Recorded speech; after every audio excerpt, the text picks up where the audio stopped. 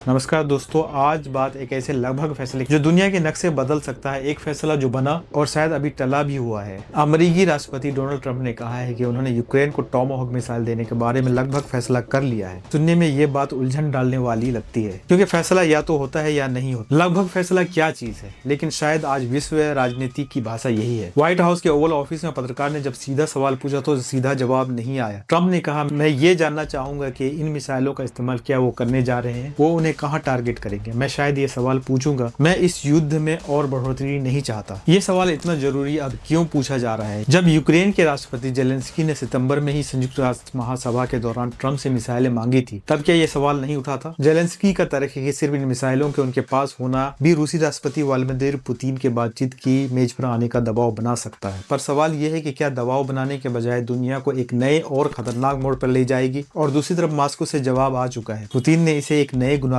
रूप से नए स्तर का एस्केलेशन करार दिया है। उन्होंने साफ चेतावनी देते हुए कहा है कि अमेरिका का ये कदम रूस और अमेरिका के बीच उभरे सकारात्मक रुझानों को पूरी तरह से नष्ट कर देगा। एक तरह से कहा जा सकता है कि ट्रंप के लगभग फैसले का जवाब पुतिन का पूरा और साफ फैसला है। अब सवाल ये उठता है कि आखिर टॉमाहॉक मिसाइल है क्या, जिसने इतना बड़ा हलचल मचा रखा है। ये लंबी दूरी का एक क्रूज मिसाइल है जो 2500 किलोमीटर यानी लगभग 1550 मील तक मार कर सकती है। आसान भाषा में समझे तो अगर ये मिसाइल यूक्रेन के पास पहुंच जाती तो न सिर्फ रूस की सीमा की गहराइयों तक बल्कि राजधानी मास्को तक का लक्ष्य भी उसके पहुंच में आ जाएगा। यूक्रेन फिलहाल जिन स्टॉर्म शैडो मिसाइलों का इस्तेमाल कर रहा है उनकी मारक रेंज इसके मुकाबले में बहुत कम है, महज 250 किलोमीटर। यानी ये मिसाइलें गेम चेंजर साबित हो सकती हैं। तो दोस्तों, स्थिति ये है कि एक तरफ यूक्रेन अपनी रक्षा के लिए इन घातक मिसाइलों की मांग कर रहा है, दूसरी तरफ रूस है जो इसे सीधे चुनौती और युद्ध एस्केलेशन मान रहा है, और बीच में अमेरिका जिसका राष्ट्रपति एक लगभग जैसे फैसले पर अटका हुआ है। वो युद्ध बढ़ाना नहीं चाहता, लेकिन यूक्रेन को मदद देना बंद नहीं करना चाहता। ये वही अमेरिका है जिसके राष्ट्रपति ने अपने पद की शपथ लेते हुए कहा था कि अमेरिका फर्स्ट नीति पर चलेंगे, और शायद यही अमेरिका फर्स्ट की नीति इसे पूरे लगभग फैसले के केंद्र में है। कहीं ऐसा तो नहीं इस लगभग के पीछे असली बात यह है कि अमेरिका खुद को रूस के सीधे टकराव में नहीं घसीटना चाहता। एक तरह से ये लगभग फैसला आज के अंतर्राष्ट्रीय राजनीति का आईना है, जहां साफ शब्दों में कुछ नहीं कहा जाता, जहां हर बयान पर पलटा जा सकता है, जहां हर कदम एक दूसरे को संदेश देने का खेल है। और इस खेल में यूक्रेन के मैदान में लड़ रहे सैनिक और वहां के आम नागरिक हैं, जिनका भविष्य इसी लगभग पर टिका है। तो अगला सवाल ये उठता है कि क्या दुनिया एक नए और भयानक हथियार की होड़ की तरफ बढ़ रही है? क्या लंबी मारक क्षमता वाली मिसाइलों का यह आदान प्रदान युद्ध को रोकने का रास्ता है, या उसे और भयानक बनाने का? ये सवाल सिर्फ वाशिंगटन,